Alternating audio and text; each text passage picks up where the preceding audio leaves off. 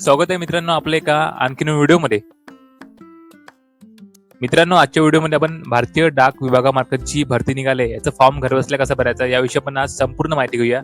10वी मित्रांनो, हा फॉर्म भरण्यासाठी तुम्हाला 10वी उत्तीर्ण आवश्यक आहे. तसेच तुम्हाला संगणकाचे ज्ञान आणि सायकलिंगचे ज्ञान सुद्धा आवश्यक आहे. यामध्ये 3 पोस्ट अवेलेबल आहे: branch post master, assistant branch post master आणि डाक सेवक. यामध्ये वयोमर्यादा दिली आहे 18 ते 40 वर्ष. तसेच तुम्हाला जनरल, ओबीसी, ईडब्ल्यूएस कॅटेगरीमध्ये 100 फीज आहे.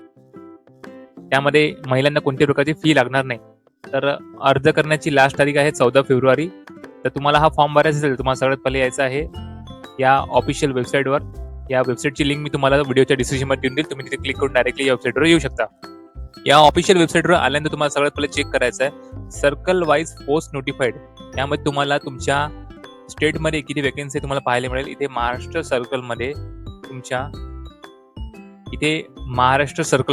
3460 वेकेन्सी आहे तुम्हाला इथे पाहायला मिळत आहे. तसेच तुम्हाला तुमच्या जिल्ह्यामध्ये जर वेकेन्सी पाहिजे असेल तुम्हाला इथे वॅकंट पोस्टवर क्लिक करायचं आहे. त्यानंतर तुम्हाला इथे सिलेक्ट सर्कलवर क्लिक करायचं आहे आणि महाराष्ट्र सर्कलवर क्लिक करायचं आहे. तसेच तुम्हाला डिव्हिजन निवडायचं आहे. तुम्ही कोणत्या जिल्ह्यासाठी फॉर्म भरणार आहे तुम्हाला ते चूज करायचं आहे आणि इथे तुम्हाला तुमच्या जिल्ह्याचे सर्व वेकेन्सी जे आहे ते तुम्हाला पाहायला मिळतील. तर तुमच्या जिल्ह्याच्या वेकेन्सी पाहिल्यानंतर तुम्हाला आता पुन्हा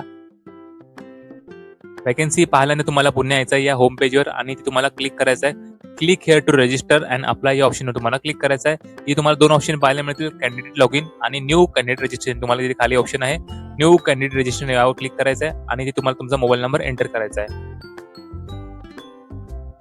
आणि सेंड ओटीपीवर तुम्हाला ते क्लिक करायचं आहे.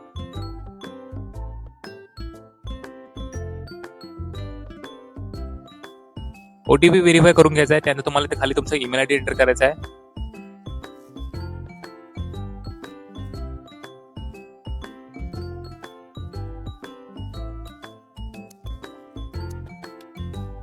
त्यानंतर तुम्हाला सेंड ओटीपीवर क्लिक करायचा आहे. तुमच्या ईमेलवर एक ओटीपी येईल, तो ओटीपी तुम्हाला ते टाकून व्हेरीफाय करायचा आहे.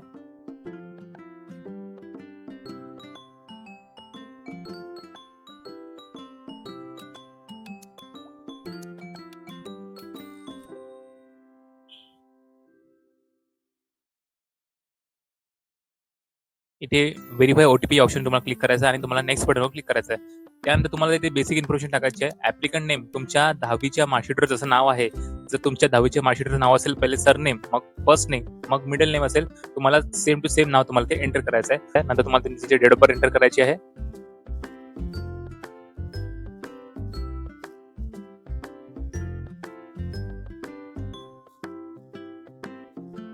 नंतर तुमचं इथे जेंडर चूज करायचं आहे.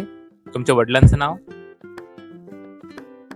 तुमच्या आईचं नाव, कम्युनिटी निवडायची आणि नंतर तुम्हाला तुमची कम्युनिटी निवडायची आहे. तुम्ही SC, ST, OBC कोणत्या कॅटेगरीमध्ये तुम्हाला ते चूज करायचं आहे आणि कम्प्लीट रजिस्ट्रेशन तुम्हाला क्लिक करायचं आहे. इथे तुम्हाला ओकेवर क्लिक करायचं आहे.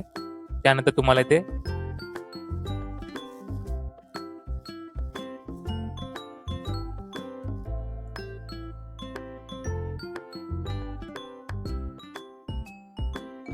रजिस्ट्रेशन कंप्लीट झाल्यानंतर तुमच्या मोबाईलच्या SMS मध्ये तुमचा युजर आयडी आणि पासवर्ड तुम्हाला सेंड झालेला असेल तर तुम्हाला ते कॅन्डिडेट लॉगिनवर क्लिक करायचं आहे आणि तुम्हाला इथे तुमचा प्रोसीड टू लॉगिनवर क्लिक करायचं आहे आणि तुमचा इथे युजर आयडी आणि पासवर्ड तुम्हाला इथे एंटर करायचा आहे जो तुमच्या मोबाईल नंबरवर सेंड झालेला आहे.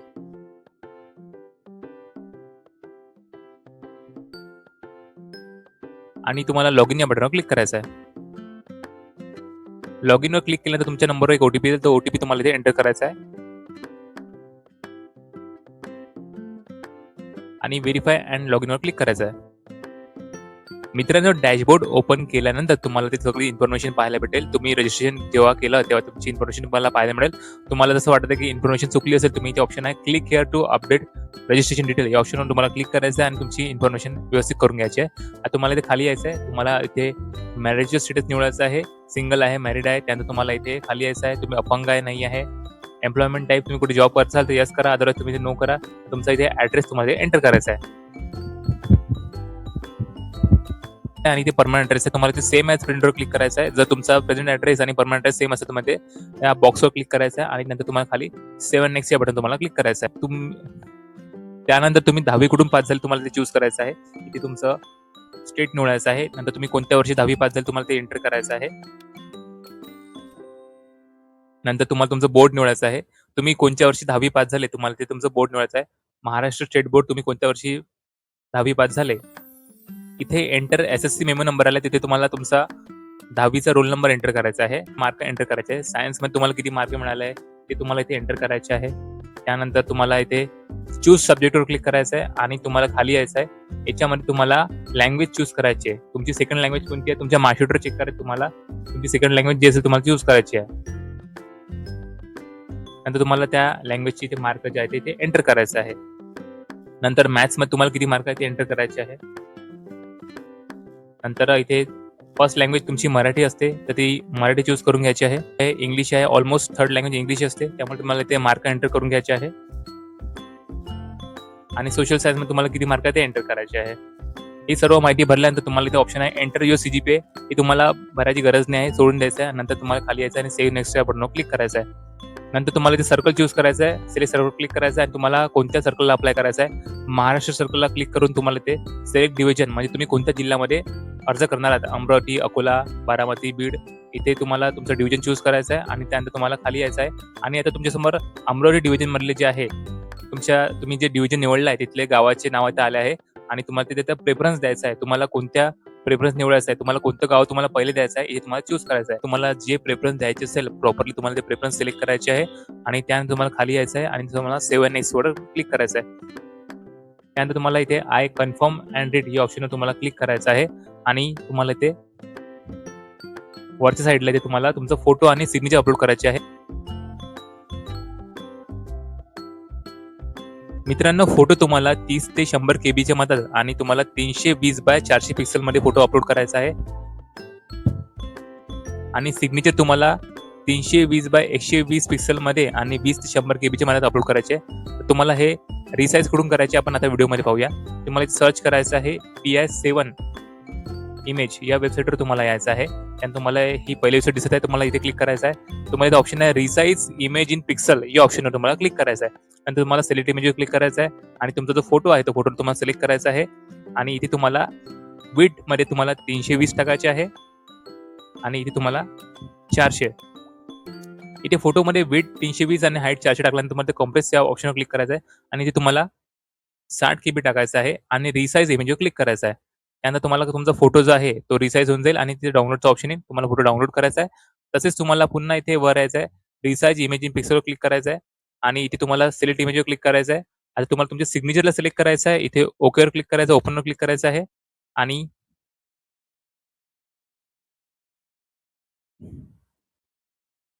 सिग्नेचरची विड्थ तुम्हाला 300 ठेवायची आहे आणि हाईट जी आहे ती तुम्हाला 120 ठेवायची आहे आणि कॉम्प्रेस व्हिडिओवर क्लिक करायचं इथे इमेजवर इथे आणि तुम्हाला साईज 60 KB आणि साईज तुम्हाला 60 KB ठेवायची आहे. ते रिसाइज इमेजवर क्लिक करायचं आहे आणि इमेज जी आहे तुमची सिग्नेचर डाउनलोड करून घ्यायची आहे. तर तुम्हाला ते चूज फाईलवर क्लिक करायचं आहे आणि तुम्ही जो फोटो चूज केला आहे तो फोटो तुम्हाला ते सिलेक्ट करायचा आहे. फोटो अपलोड झाला आहे, त्यानंतर तुम्हाला सिग्नेचर क्लिक करायचं आहे आणि सिग्नेचर पण तुम्हाला अपलोड करायचे आहे. सिग्नेचर पण इथे अपलोड झाली आहे. अशा प्रकारे तुम्हाला दोन्ही फोटो सिग्नेचर अपलोड करायचे आहे आणि सेव्ह नेक्स्टवर क्लिक करायचं आहे. त्यानंतर तुम्हाला इथे तुमची पर्सनल इन्फॉर्मेशन दाखवेल. तुम्हाला ते सगळं एकदा चेक करून घ्यायचं प्रॉपरली सगळं व्यवस्थित भरलंय की नाही, ऍड्रेस, नेम वगैरे सगळ्या गोष्टी तुम्हाला चेक करून घ्यायचं आहे, मार्क्स वगैरे आणि सगळं जर व्यवस्थित असेल तर तुम्हाला खाली यायचं आहे आणि सबमिट बटनवर क्लिक करायचं. जर काही चुकलं असेल तुम्ही एडिट ॲप्लिकेशनवर क्लिक करू शकता. अदरवाईज तुम्ही सबमिट ॲप्लिकेशन तुम्हाला क्लिक करायचं आहे. इथे येस सबमिटवर क्लिक करायचं आहे आणि त्यानंतर तुमच्या समोर तिथे ऑप्शन येईल पेमेंटचं. तुम्हाला UPI क्लिक करायचं आहे आणि click here to pay the फीजवर क्लिक करायचं आहे.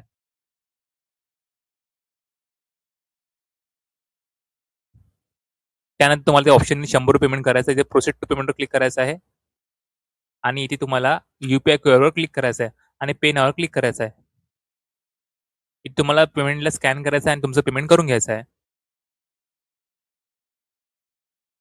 मित्रांनो, लॉग इन केल्यानंतर तुम्हाला ते तुमचं डॅशबोर्ड पाहायला भेटेल. इथे तुमचं माय ॲप्लिकेशनवर क्लिक करायचं आहे आणि इथे तुमचा जो फॉर्म आहे तो तुम्हाला इथे पाहायला भेटेल. तो फॉर्म इथून तुम्ही डाउनलोड करून घ्यायचा आहे आणि तुमच्याकडे सेव्ह करून घ्यायचा आहे. जर तुम्हाला फॉर्म भरायचा आहे, तुमचे काही प्रश्न असेल तर कमेंट बॉक्समध्ये विचारा. पुन्हा भेटूया आपण एका नवीन व्हिडिओमध्ये. जय हिंद, जय महाराष्ट्र.